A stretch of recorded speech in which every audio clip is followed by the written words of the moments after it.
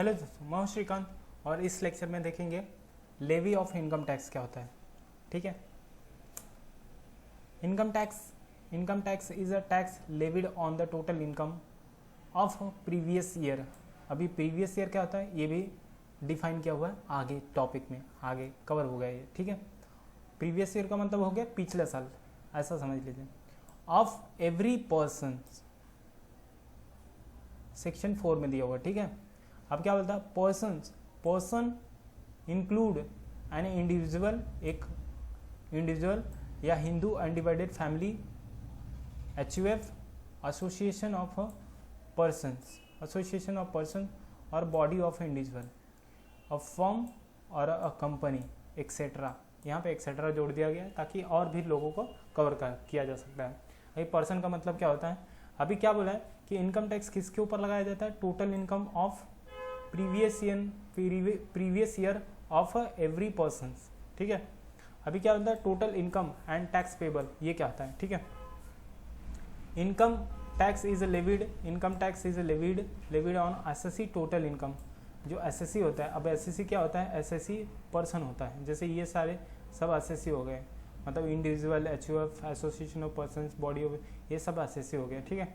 Total income, such total income has to be computed as per the provision contained in the income tax act। मतलब क्या बोलता है, such total income has to be computed, मतलब ये जो income है total income उसको compute करेंगे किसके, प्रोविज़न के हिसाब से, जो उसमें प्रोविज़न जो दिया है, किसमें प्रोविज़न दिया है, इनकम टैक्स एक्ट में जो भी प्रोविज़न दिया है उसके हिसाब से। तो फिर क्या बोलते हैं, let us go step by step understood the procedure for the computation of a total income of individual for the purpose of levy of income tax. मतलब ठीक है, चलते हैं, पढ़ते हैं, देखते हैं, स्टेप बाय स्टेप पढ़ते हैं।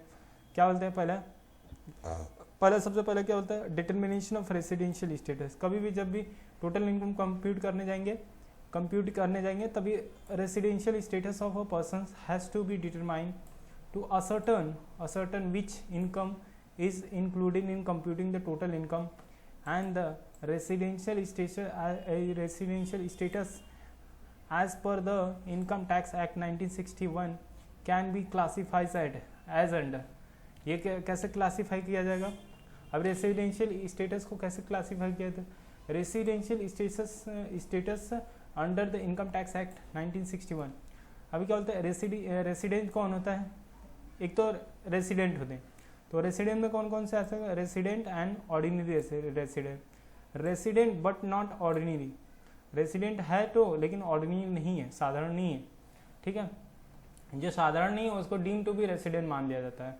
और एक नॉन, मतलब कौन कौन से रेसिडेंट होते हैं, एक तो रेसिडेंट होंगे, दूसरा नॉन रेसिडेंट होंगे, और तीसरा क्या है, डीम रेसिडेंट, जो non resident but not ordinary resident रहता है उसको मान लिया जाता है कि वो रेसिडेंट है। ठीक है।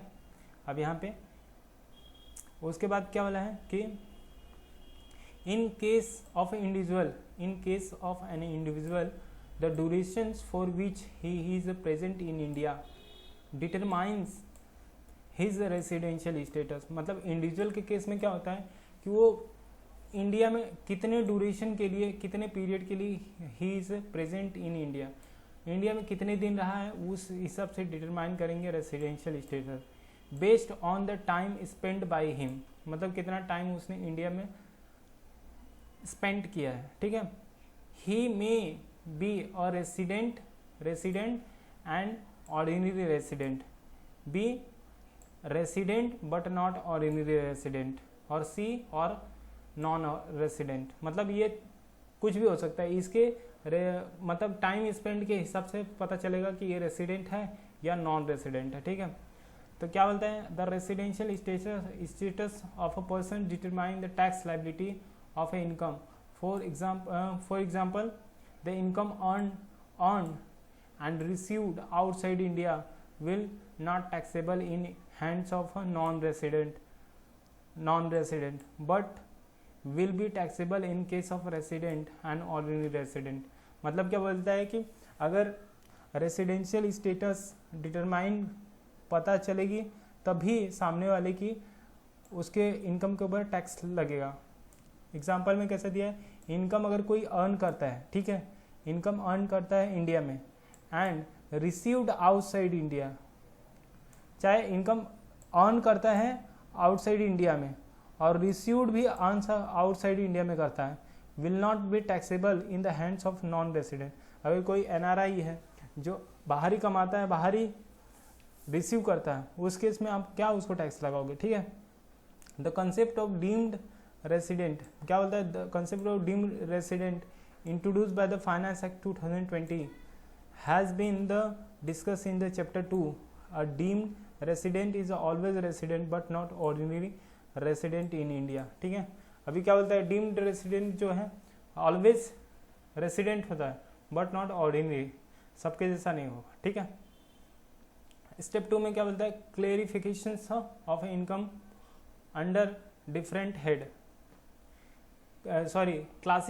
Classification of income under the different head. A person may earn income from the different source, मतलब क्या बोलता है, कोई भी एक इंसान है जो कोई भी इंडिया का रेसिडेंट है, वो कोई भी पर्सन हो सकता है, कोई पर्सन हो सकता है, पर्सन में बहुत सी चीज़ आती है जैसे individual, HUF, association of person, body of individual, company, form, ये सब पर्सन है, ठीक है। तो वो बोलता है कि ये मे भी अर्न कर सकते हैं different source of income, different source से। For example a salary person earn income by way of salary, he is also get interest from bank on saving account, fixed deposit. Apart from his, if he has invested in the shares, he would be getting the dividend. मतलब क्या, अगर salary मिल रही है उसको interest भी मिल रहा है और डिविडेंड भी मिल रहा है, and when he sell the shares he may earn the profit on such sale. If he own the residential house property which he has let out, he would earn the rental income. मतलब बोलता है कि एक इंसान कई तरह से income कमाता है, ठीक है। तो यहाँ पे इनके बोलने का मतलब यही है कि एक इंसान कई तरह से इनकम कमा सकता है, ठीक है। तो यहाँ पे क्या बोल रहा है कि under the income tax act 1961 for the computation of total income, all income of a taxpayer are the classified into 5 different head. These are shown below. क्या, सबसे पहले सैलरी के head, income from house property, जो भी house property से rent आपको भाड़े पे चढ़ा है कोई प्रॉपर्टी तो आपको भाड़े मिलेगा। फिर उसके बाद बिजनेस कोई आप कर रहे हो तो बिजनेस का प्रॉपर्टी पैसा मिलेगा। फिर कैपिटल गेन, जो आपको बताया कि अगर शेयर्स वगैरह खरीद के रखे है, कोई हाउस प्रॉपर्टी है उसको बेच दिया तो भी कैपिटल गेन आएगा। कोई लैंड प्रॉपर्टी बड़े चीज़ बेच दिया और जो कहीं नहीं इंक्लूड होगा वो इनकम फ्रॉम अदर सोर्सेस होगा, ठीक है। There is a charging section under each head of income which define the scope of income chargeable under that head. मतलब क्या बोलता है, there is a charging section under each head of income which define the scope of income chargeable under that head. मतलब क्या बोल रहा है कि हर सेक्शन, हर हेड में, ईच हेड में, मतलब हर हेड में चार्जिंग सेक्शन रहेगा जो हर हेड से रिलेटेड उसको डिफाइन करेगा कि क्या क्या इनकम चार्ज हो, कौन कौन सी इनकम को चार्ज करना चाहिए। फिर क्या बोलता है, these head of income exhaust all the possible types of income that can be accrue to or be received by the taxpayer. Accordingly, income earned is classified as follows. Salary, pensions earned is taxable under the head salary. मतलब salary मिल रही है, pension मिल रही है, वो salary में calculate होगा। Rental income is taxable under the head income from house property, ठीक है। Income derived from the carrying on any business और profession is taxable under the head profit and gain from the business or profession.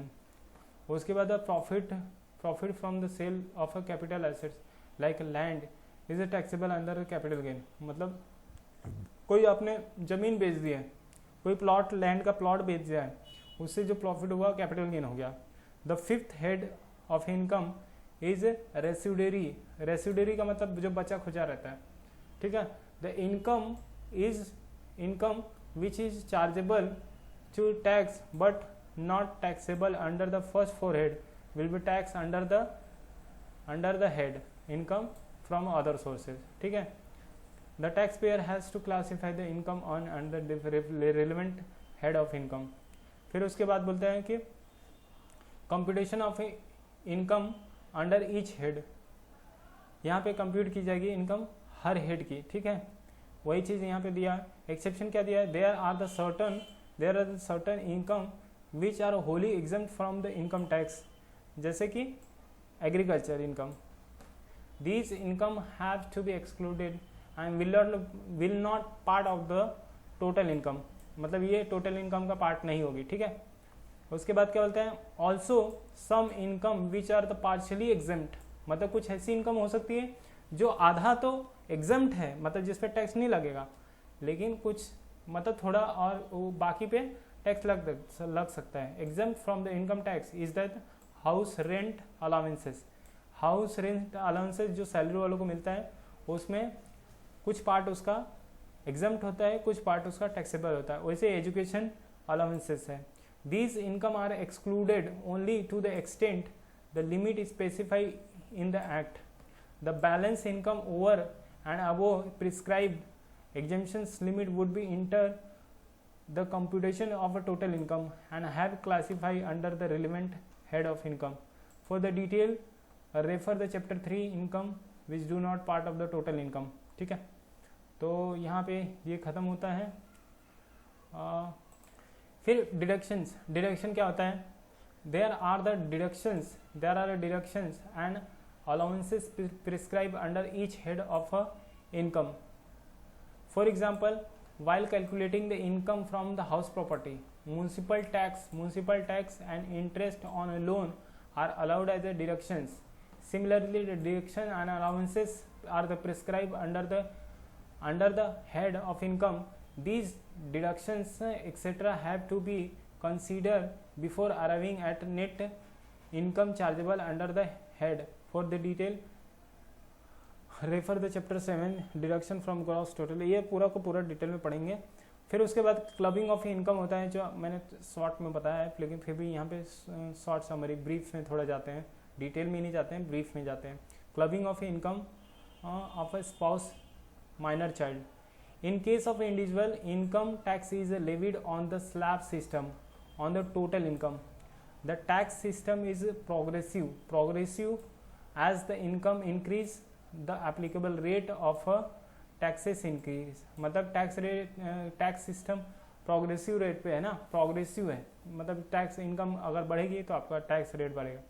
Some taxpayers in higher income bracket have a tendency to divert करना मतलब वो एक दो अपनी income को घुमा देते हैं, दूसरे के इनकम बना देते हैं. ठीक है, some portion of their income to their spouse, मतलब अपने पार्टनर को, minor child, to minimize the tax burden. In order to prevent such tax avoidance, clubbing provision have been incorporated in the act, under which income arising to the certain person like a spouse, child have to be included in the income of a persons who have diverted his income for the purpose of computing the tax liability. For the detailed discussion refer. फिर उसके बाद क्या बोलते हैं, set of and carry forward. I think इसको अपने को दूसरे में कवर करना चाहिए. Set of and carry forward